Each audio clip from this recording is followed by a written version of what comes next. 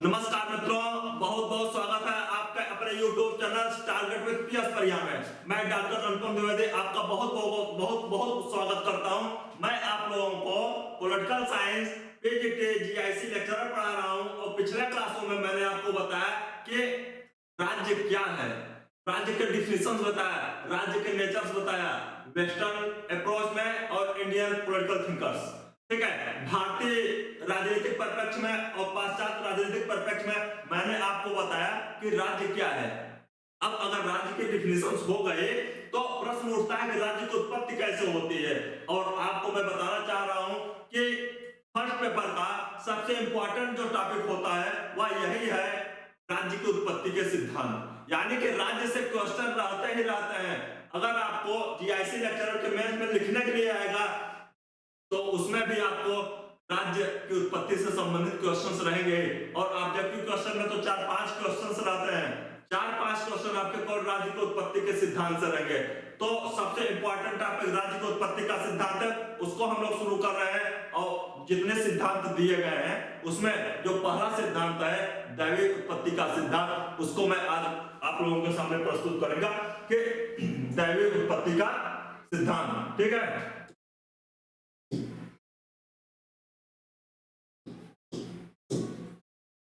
दैवीय उत्पत्ति का सिद्धांत, उत्पत्ति का सिद्धांत। दैवीय उत्पत्ति का सिद्धांत यह मानता है कि पेन की मोटाई में थोड़ी सी पतली कर ले रहा हूं जिससे कि आप लोगों को ज्यादा चीज न सुन। ठीक है, दैवीय उत्पत्ति का सिद्धांत जो यह मानता है कि राज्य की जो उत्पत्ति है वह व्यक्ति के द्वारा न होकर के देवताओं के द्वारा की गई है, व्यक्ति के द्वारा न करके देवताओं के द्वारा की गई है। और राज्य का पूरा आधार है देवताओं के द्वारा राज्य की उत्पत्ति। अब इसको अगर मैं दो पार्ट में बांट रहा हूं, भारतीय परिप्रेक्ष्य और पाश्चात्य राजनीतिक परिप्रेक्ष्य, तो यहां पे मैं कर दे रहा हूं पाश्चात्य राजनीतिक परिप्रेक्ष्य। ठीक है, पाश्चात्य राजनीति में कहां-कहां पर राज्य के दैवीय उत्पत्ति के सिद्धांत को माना गया है और भारतीय राजनीतिक परिप्रेक्ष्य में कहां-कहां राज्य की उत्पत्ति के दैवीय सिद्धांत को माना गया है, उसका मैं उल्लेख एक लाइन में आपको बताना चाह रहा हूं कि आपको लिखना कैसे है। मेंस में अगर आ गया कि भारतीय राजनीतिक में और पाश्चात्य राजनीतिक में दैवीय उत्पत्ति के सिद्धांत को कहां माना जा रहा है, तब आप बताएंगे कि यह ज्ञान की प्रारंभिक विधा है। ज्ञान के प्रारंभ में old testament, new testament, Bible ऐसी जगहों पे, यानी कि ओल्ड टेस्टामेंट और न्यू टेस्टामेंट, ठीक है, इसके साथ साथ मिडिल इरा जो है, मिडिल इरा, इसमें विचारक जो है अंगस्टाइन, एक्विनास, ठीक है, इसमें है अंगस्टाइन, एक्विनास, ये सब विचारक जो हैं इन्होंने माना कि राज्य की उत्पत्ति का जो सिद्धांत है वह है दैवीय उत्पत्ति का सिद्धांत। इनका मानना है कि राज्य जो है वह देवताओं के द्वारा लाया गया है। ठीक है, अगर हम इसको और आधार पे और बताते हैं तब यह होता है कि एक स्टेटमेंट आता है हेगल का, एक हेगल का स्टेटमेंट आता है जिन्होंने कहा राज्य देवताओं का पृथ्वी पर यात्रा है। ठीक है, state is the march of God on earth. उनका जो स्टेटमेंट है, state is the march of God on earth. ठीक, state is the march of God on earth, यह स्टेटमेंट हेगल का है। और हेगल ने स्वयं कहा कि जो राज्य है वह देवताओं की यात्रा है पृथ्वी पर, देवताओं की यात्रा पृथ्वी पर है।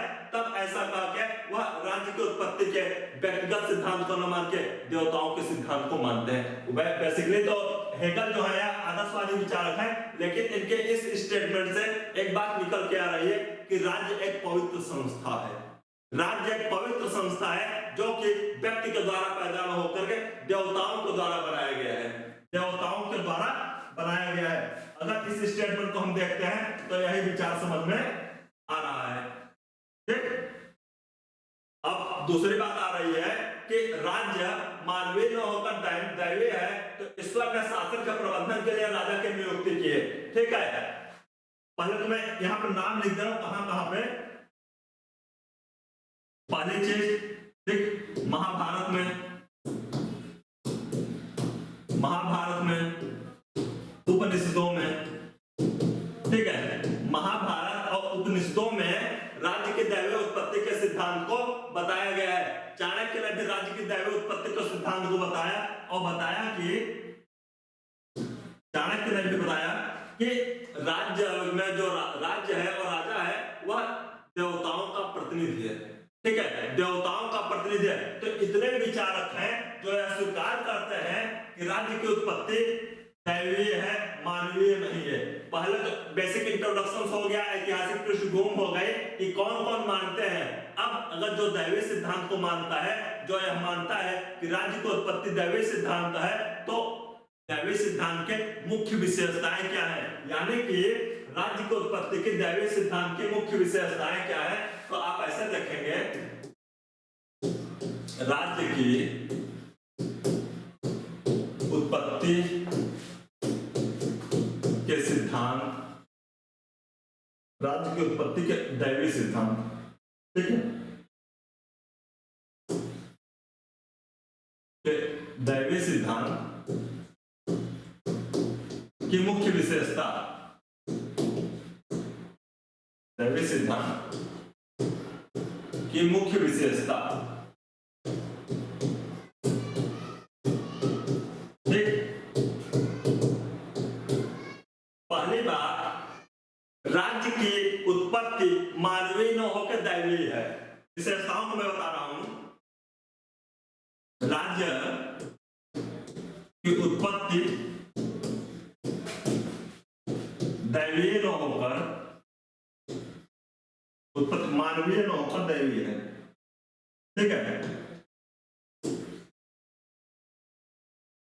उत्पत्ति मानवीय न होकर दैवीय है। ठीक। दूसरी बात, राजा देवताओं का प्रतिनिधि है। राजा देवताओं का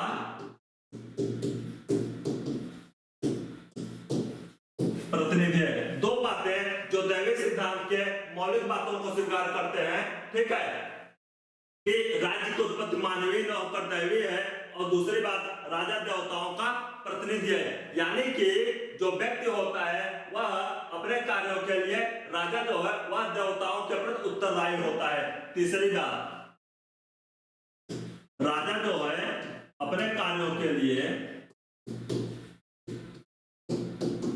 अपने कार्यों के लिए देवताओं के प्रति उत्तरदायी है, देवताओं के प्रति उत्तरदायी है। ठीक। तीसरी बात हो गई, यानी कि राज्य की उत्पत्ति मानवीय हो रही है। दूसरी बात हो रही है कि अपने कार्यों के लिए उत्तरदायी तो है देवताओं के प्रति। और चौथी बात यह आ रही है कि राजा का पद वंशानुगत होता है। राजा का पद जो है वह वंशानुगत होता है, वंशानुगत होता है। ये चार बातें हो गई जो कि यह स्वीकार करती हैं कि राज्य की उत्पत्ति देवताओं के द्वारा हुई है। मिस्र मैंने राजा को कहा, मिस्र के जो राजा हैं उनका कहना है कि डायरेक्ट या सीधे सूर्य पुत्र हैं। मिस्र जो नोट्स करके, ठीक है, मिस्र पहले तो राजस्थान सब जगह था। ठीक है, मिस्र में राजा को सूर्य पुत्र की उपाधि दी गई। सूर्य पुत्र की उपाधि दी गई। ठीक है, सूर्य पुत्र की उपाधि दी गई।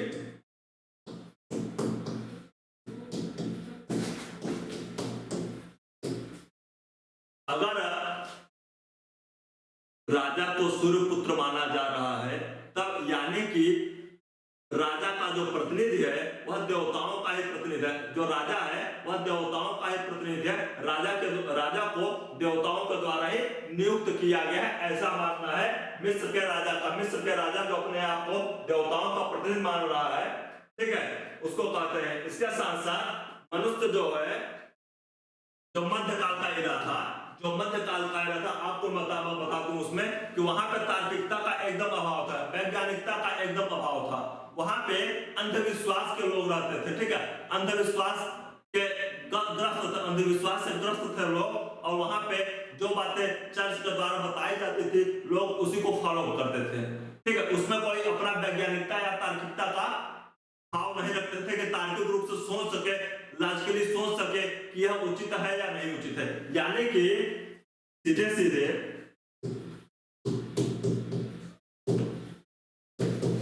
सभी शासन व्यवस्था का केंद्र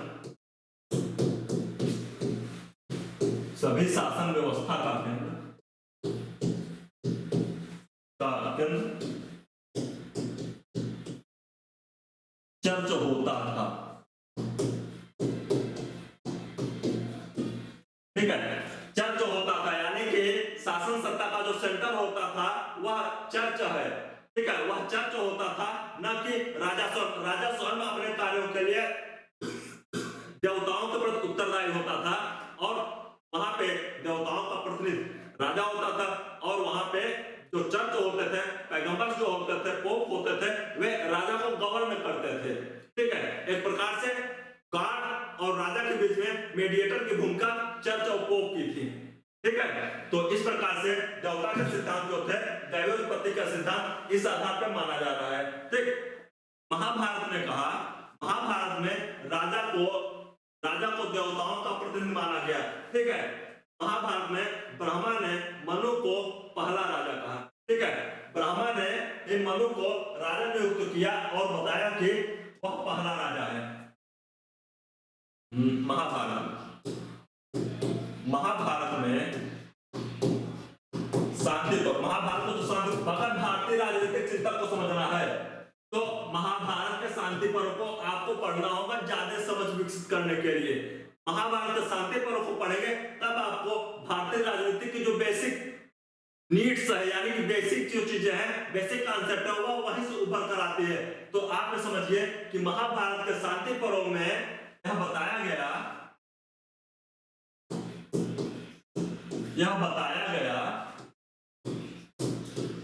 कि राजा जो है, ठीक है, कि ब्रह्मा जी ने मनु को प्रथम राजा घोषित किया, प्रथम राजा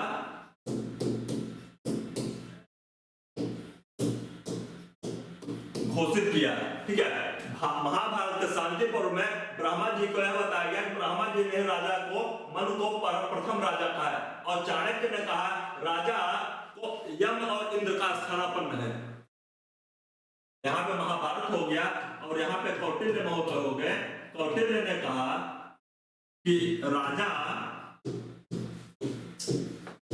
यम व इंद्र का स्थानापन्न,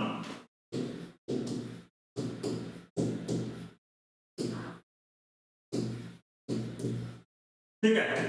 दो बातें इंडियन थॉट्स में, इंडियन परस्पेक्टिव में, और कुछ बातें वेस्टर्न परस्पेक्टिव में। यहाँ पे जाके दैवीय उत्पत्ति के सिद्धांत को बताया गया, इन बातों को दैवीय सिद्धांत की उत्पत्तियों में रखा गया। पहले स्लाइड में मैंने आपको बता दिया कि कौन कौन स्वीकार करते हैं दैवीय उत्पत्ति को, ठीक है, कौन कौन लोग स्वीकार करते हैं और क्या क्या बातें की जाती हैं। लेकिन कोई भी उत्तर परफेक्ट तब माना जाता है जब उसकी कमियों को बताया जाए, फिर समीक्षा की जाए। कोई भी सिद्धांत, और फर्स्ट पेपर की सबसे बड़ी भूमिका यही होती है। अगर आप लोगों को जीआईसी लेक्चर के एग्जाम में अच्छा नंबर पाना है तो जब कोई भी क्वेश्चन लिखा अगर 250 शब्दों में, छोटे क्वेश्चन 150 शब्दों में या 50 शब्दों में आप एनालिसिस नहीं करेंगे, लेकिन 250 शब्दों का जो प्रश्न लिखेंगे उसमें आपको लास्ट के 2 पैरे में आपको एनालिसिस करना होगा और बताना होगा कि इस सिद्धांत में क्या क्या कमियां हैं।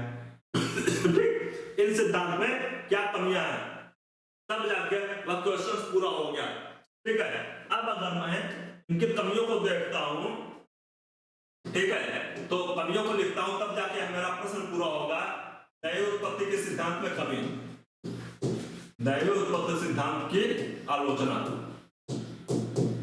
ठीक है, क्या क्या आलोचना की जा सकती है, आपको मैं पहले बता दिया।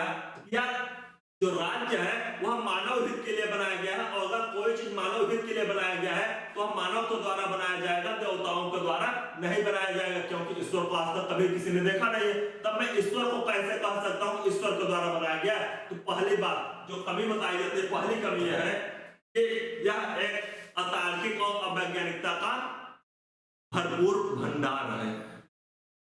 अज्ञानता और अतार्किकता का भरपूर भंडार है, पहली बात। अज्ञानता व अतार्किकता, अतार्किकता का बोलबाला है। ठीक है, दूसरी बात, मानवीय मूल्यों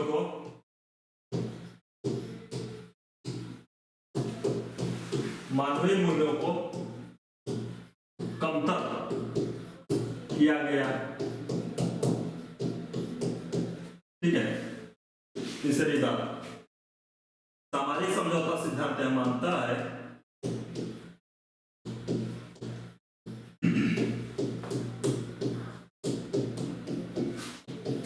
सामाजिक समझौता सिद्धांत यह मानता है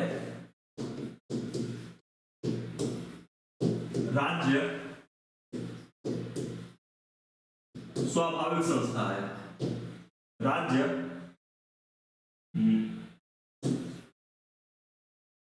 मानवीय संस्था है।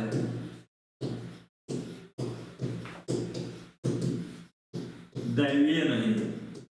अगर इन कमियों को हम देखेंगे, अगर हम जो तीन कमियां बता रहे हैं, दैवीय सिद्धांत की जो आलोचना कर रहे हैं, हम तीन कमियों को बताएं, क्योंकि मुझे 250 शब्दों में उत्तर लिखना है।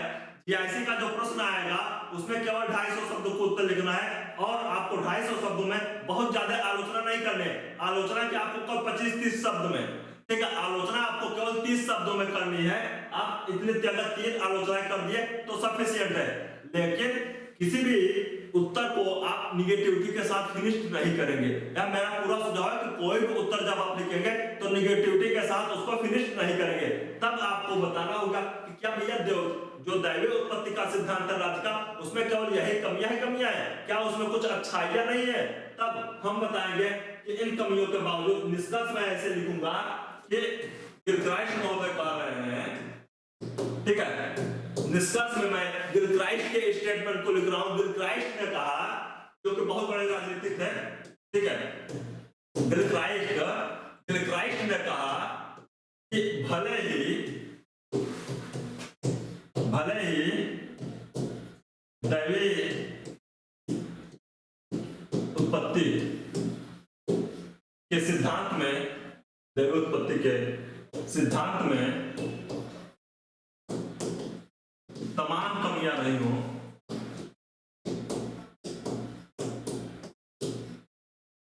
कमियां रही हो, लेकिन एक अंधकार, ठीक है, लेकिन एक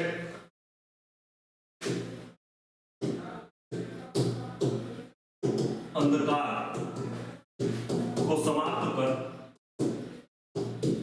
नई दिशा देने में इस सिद्धांत की महत्वपूर्ण भूमिका है। ठीक, इस सिद्धांत की महत्वपूर्ण भूमिका है। ठीक, यहां पे जाके यह प्रश्न अब जाके पूरा हुआ कि क्या क्या कमियां हैं, क्या उसके पॉइंट्स हैं, और कहां पे उसको निष्कर्ष में क्या कहा जाए। पहले स्लाइड से देखते हैं, एक सेकंड। यहां से राज्य को जो दैवीय उत्पत्ति का सिद्धांत है कौन कौन मानता है, इसकी दैवीय उत्पत्ति के सिद्धांत में क्या क्या बातें कही गई हैं, तो 5-6 बातों जो कही हैं उसको मैंने उल्लेख किया और वहां पे जाके इसमें क्या कमियां हैं, ठीक है, इंडियन और वेस्टर्न अप्रोच को लेते हुए फिर अंतिम में क्या कमियां उसकी, तो 3 कमियों को बताया और तब जाके निष्कर्ष गिलक्राइस्ट के मत से किया कि गिलक्राइस्ट ने क्या मत माना दैवीय उत्पत्ति के सिद्धांत को और बताया कि इसमें भले ही तमाम कमियां हैं लेकिन इसके महत्व को हम अस्वीकार नहीं कर सकते। यह गिलक्राइस्ट का मत है, यही से आपका क्वेश्चन पूर्ण हो रहा है और यहीं से आप क्वेश्चन को एंड करेंगे अगर आ गया राज्य की उत्पत्ति के दैवीय सिद्धांत को लेके। क्लियर? अब मैं आपको एक दूसरा सिद्धांत शुरू कर रहा हूं कि शक्ति का सिद्धांत। तो मैं दूसरा सिद्धांत लेके चल रहा हूं राज्य की उत्पत्ति का, वह है राज्य की उत्पत्ति का शक्ति का सिद्धांत। ठीक है, दूसरा जो सिद्धांत है राज्य की उत्पत्ति का शक्ति सिद्धांत। ठीक, अगर राज्य की उत्पत्ति के शक्ति के सिद्धांत को माना जाए तब इसमें भी 2 बातें शामिल आ रही हैं कि शक्ति क्या है, शक्ति के आधार पर अगर राज्य को बताया गया तो शक्ति क्या है। ठीक है, शक्ति के लिए अगर देखा जाए तो प्राचीन काल से ही राइट इज माइट वाली बात चली आ रही है प्राचीन काल से कि जो शक्तिशाली है वही राज्य की स्थापना कर रहा है। ठीक है, यानी कि शक्ति पूर्वक दुर्बलों को अपने अधीन करने से ही राज्य की उत्पत्ति हो रही है। अगर शक्ति के सिद्धांत को माना जाए तो ऐसे कि क्या अपनाया गया। ठीक है, यह सिद्धांत क्या आया तब बताते हैं। पहली बात कि राज्य स्वभाव से ही जो व्यक्ति होता है वह स्वभाव से ही महत्वाकांक्षी होता है। व्यक्ति जो होता है वह स्वभाव से महत्वाकांक्षी होता है।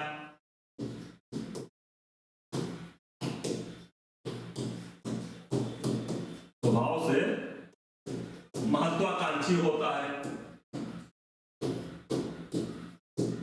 ठीक है, शक्ति प्राप्त करने की अभिलाषा होती है। शक्तिशाली बनने की अभिलाषा होती है।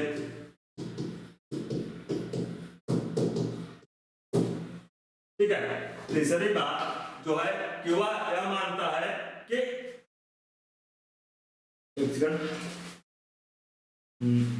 वह यह मानता है कि राजा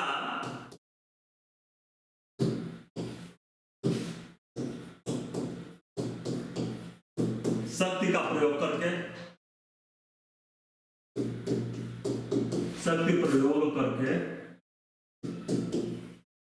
व्यक्तियों को अपने अधीन लाता है,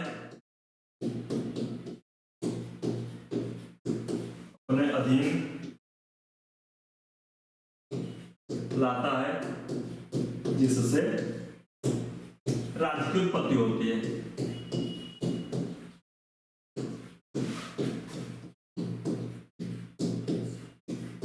ठीक है, इस प्रकार देखते हैं कि व्यक्ति जो है और स्वभाव से शक्तिशाली महत्वाकांक्षी होता है, जो शक्ति पीछे अपनाता है कि शक्ति का अपना आत्मसात करना चाहता है, शक्ति को प्राप्त करना चाहता है। और दूसरी बात कि राजा शक्ति का प्रयोग करके अपने अधीन लोगों को लाता है और राज्य की उत्पत्ति करता है। ठीक है, अब अगर प्रश्न पूछा जाए कि इस विचार को, इस मत को समर्थन कहां से मिलता है, तब इस मत को समर्थन वाली बात आती है तो वहां पे आता है प्लेटो महोदय। ठीक है, वहां पे आते हैं प्लेटो महोदय। प्लेटो ने थ्रेसिमेकस एक पुस्तक थी, ठीक है, थ्रेसिमेकस, प्लेटो द रिपब्लिक, प्लेटो जो पुस्तक थी रिपब्लिक में, कल भी आपको प्लेटो की पुस्तक का नाम बताया था। प्लेटो की पुस्तक जो रिपब्लिक है उसमें थ्रेसिमेकस ने कहा,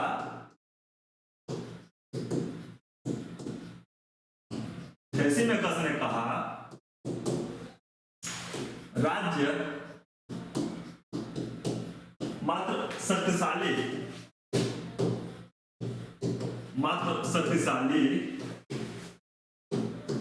के हितों का साधन है।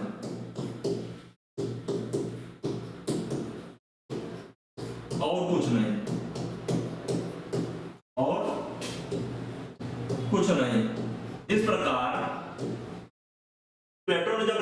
प्लेटो को जो रिपब्लिक पुस्तक है उसमें थ्रेसिमेकस ने जब कहा कि राज्य केवल शक्तिशालियों के हित का साधन है, यानी कि राज्य के पीछे शक्ति की भावना है, राज्य के पीछे शक्ति की भावना है।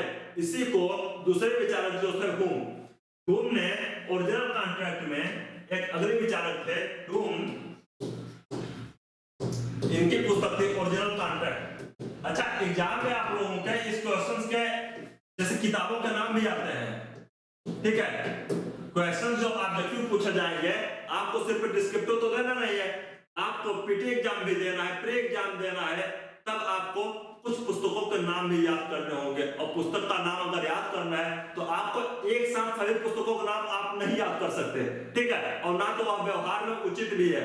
आपको करना क्या होगा, पढ़ाई के दौरान जिस विचारक को ले या जिस थिंकर्स को ले, जिस विद्वान का नाम ले, उनके साथ उनकी किताब का नाम का उल्लेख करते चले, ठीक है। अगर आप प्लेटो का नाम ले रहे हैं तो तुरंत रिपब्लिक आ जाना चाहिए, ठीक है। अगर आप अरस्तु ले रहे हैं तो पॉलिटिक्स आ जाना चाहिए। उसी प्रकार से अगर ह्यूम आ रहे हैं तो ओरिजिनल कॉन्ट्रैक्ट पुस्तक आ जा रहा है, ठीक है।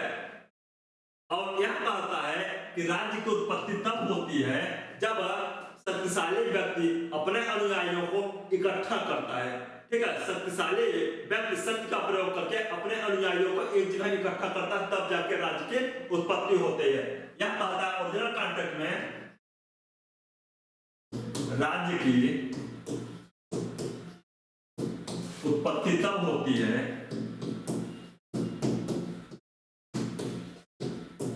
जब शक्तिशाली व्यक्ति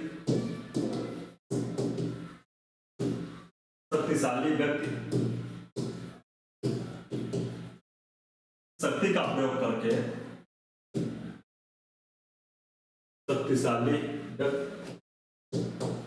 शक्ति का प्रयोग करके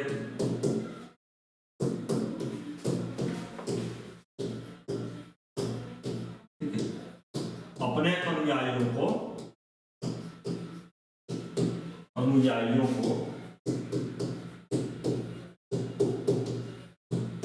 इकट्ठा करता है, ठीक है। ऐसे ही होता है जब शक्तिशाली लोग अपने यहाँ कुछ अनुयायियों को इकट्ठा करके एक नए राज्य का निर्माण करते हैं, तभी होता है कि भैया राज्य का उदय हो गया, ठीक है। और एक नए विचारक आते हैं वाल्टियर ने कहा जो प्रथम राजा होता है वह एक योद्धा ही होता है, यानी कि जो एक नए विचारक है वाल्टियर ने कहा कि जो प्रथम विचारक होता है वह एक योद्धा होता है, ठीक है। वाल्टियर ने कहा राजा जो होता है वह प्रथम योद्धा होता है। यह स्टेटमेंट एग्जाम में आया हुआ है, कौन कहा कि राजा प्रथम योद्धा होता है, ठीक है। तो आप कहेंगे वाल्टियर, राजा प्रथम योद्धा होता है। यह स्टेटमेंट किसका है, तो यह स्टेटमेंट है वाल्टियर का, और वाल्टियर ने राज्य के शक्ति के संबंध में कहा कि राज्य की उत्पत्ति का शक्ति का सिद्धांत माना, ठीक है। और एक विचारक है ओपेनहाइमर, जिन्होंने राज्य की उत्पत्ति के शक्ति के सिद्धांत का समर्थन किया और 6 स्टेज बताया, ठीक है। राज्य की उत्पत्ति के सिद्धांतों में 6 स्टेज बताया ओपेनहाइमर ने, ठीक है। ओपेनहाइमर ने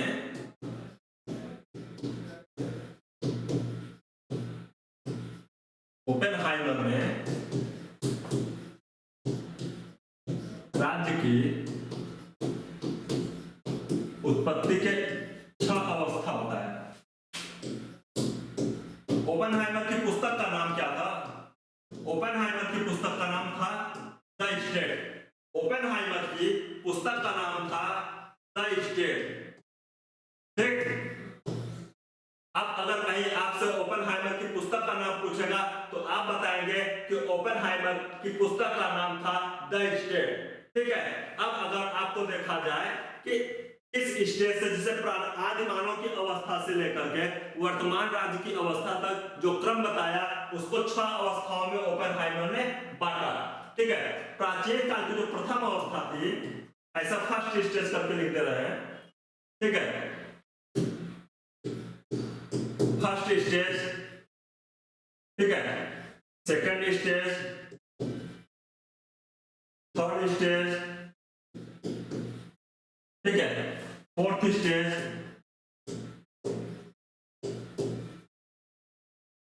फिफ्थ स्टेज और सिक्स्थ स्टेज। ठीक, ऐसे 6 स्टेज पाए जाते हैं। और जो प्रथम स्टेज है वह है कृषि और पशुपालन का, वह है कृषि एवं पशुपालन का। ठीक, पहला जो स्टेज था आज मानव का, और सबसे पहले हुआ कि कृषि एवं पशुपालन के, वहां पे शुरुआत में जब आज मानव अपने आप को विकसित अवस्था में लाना शुरू किए तो शुरुआत में कृषि और पशुपालन की अवस्था थी। उसके बाद तब होता है कि आक्रमण की अवस्था, यानी कि कबीलाई अवस्था, आक्रमण की अवस्था यानी कि कबीला की अवस्था। ठीक है, कबीला लोग जो होते थे, कबीलाई लोग, वे आक्रमण करके इकट्ठे, ठीक है, आक्रमण करके एक कबीले का निर्माण करते हैं। और तब होता है वहां से तीसरी बात, अगर कबीले का निर्माण हो जाता है तब उसमें कुछ लोग सुरक्षा प्रदान करते हैं और कुछ लोग कृषि करते हैं। ठीक है, यहां से होता है स्टार्टिंग कृषि कर, यहां से शुरू होता है कृषि कर की अवस्था। ठीक है, यानी कि अब आप शुरुआत से देखिए कि यहाँ पे कृषि और पशुपालन था, लेकिन जैसे कृषि और पशुपालन का विकास शुरू हुआ तो वहां पे एक दूसरे अपने अपना समूह बनाना शुरू कर दिया, वहीं से कबीले का निर्माण होता है। और फिर होता है कि सुरक्षा की गारंटी के लिए आपको, अगर आप लोग ये सोचे कि हम लोग आक्रमण करके आपके अनाज या आपकी संपत्तियों को ना छीने तो हमको आप लोग कृषि कर के रूप में थोड़ा बहुत टैक्स देंगे। जब जैसे ही यह विचार हुआ, कृषि टैक्स आया, तो वहां पे चौथी अवस्था तुरंत आ जाती है विजेता और विजित की। ठीक है, विजेता व विजित की अवस्था आ जाती है, यानी कि एक जो है वह जीतता है और एक जो हारता है। विजेता और विजित की अवस्था आ जाती है। ठीक है, और पांचवी अवस्था आती है विजेता प्रत्येक ग्राम में अपना प्रतिनिधि नियुक्त करता है। विजेता के द्वारा प्रतिनिधि की नियुक्ति, विजेता के द्वारा प्रतिनिधि की नियुक्ति। ठीक है, हर गांव में विजेता प्रतिनिधि की नियुक्ति करता है और तब जाके विजेता अपने समूह, विजेता उस जो हर गांव में अपने प्रतिनिधि को नियुक्त करता है और सभी लोग मिलकर के उसको राजा के पास देते हैं और तब जाके 6 स्टेज में वह बनता है राजा। इस प्रकार से शुरू से अंत तक देखा जाए तो शक्ति के वजह से राज्य की उत्पत्ति हो रही है, शक्ति के साधन के रूप में राज्य की उत्पत्ति हो रही है। ठीक है, हमेशा शक्ति के कल्याण की बात किया जा रहा है। इसी प्रकार से देखा जाए, एक विचारक थे मैकियावेली। मैकियावेली ने भी राज्य की उत्पत्ति के शक्ति के सिद्धांत को स्वीकार किया। उनका भी मानना था कि राज्य की उत्पत्ति के पीछे जो एक प्रोग्रेसिव एलिमेंट होता है वह है शक्ति। ठीक है, नीत्शे ने कहा कि शक्ति ही शुभ है, शक्ति ही पुण्य है, कमजोरी तो पाप है। नीत्शे जैसा विचारक भी शक्ति को बड़ा आयाम प्रस्तुत करता था और शक्ति के आधार पर राज्य की उत्पत्ति के सिद्धांत को मानता था। लेकिन अगर इस सिद्धांत में देखा जाए तो यहाँ सिद्धांत में भी वही कमियां आती है, अगर वह सिद्धांत में भी वही कमियां आती है जो दैवीय सिद्धांतों में आती है। ठीक है, दैवीय सिद्धांत में होने वाली कमियां भी यही भी आती है। पहला, दैवीय सिद्धांत की कमियां यहां भी।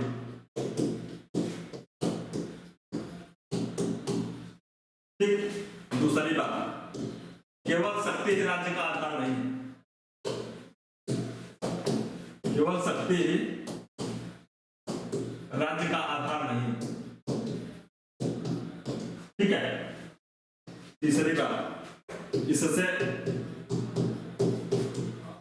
व्यक्तियों में भय होता है, व्यक्तियों में भय होता है। ऐसी तमाम कमियां हैं, ऐसे तमाम कमियां शक्ति के सिद्धांत में है। लेकिन क्या सिर्फ कमियां ही है, अच्छाइयां नहीं है? क्या सिर्फ कमियां ही, अच्छाइयां नहीं है? तो अच्छाइयों के लिए देखा जाए शक्ति जरूरी है, लेकिन केवल शक्ति ही सब कुछ है, यह गलत है। ठीक है, यानी कि अगर निष्कर्ष देखा जाए, निष्कर्ष में आप कहेंगे, ठीक है, शक्ति राज्य की उत्पत्ति का एक कारण हो सकता है,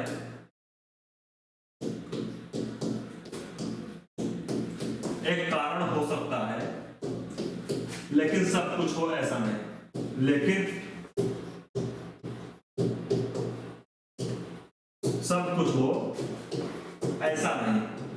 ठीक, इस प्रकार से आप लोगों को आज मैंने अपने वीडियोस में दो सिद्धांत बताए, दैवीय सिद्धांत और शक्ति का सिद्धांत। ये दोनों सिद्धांत बहुत ही महत्वपूर्ण सिद्धांत है राज्य की उत्पत्ति का सिद्धांत में। ठीक है, कल मैं आप लोगों को बताऊंगा सामाजिक समझौता का सिद्धांत, हाब्सबर्ग रूसो के विचार को बताऊंगा, और जितने भी राज्य की उत्पत्ति के सिद्धांत दिए गए हैं उसमें सबसे इंपॉर्टेंट है सामाजिक समझौता का सिद्धांत, क्योंकि दैवीय सिद्धांत भी आउटडेटेड हो चुका, शक्ति का सिद्धांत भी आउटडेटेड हो चुका।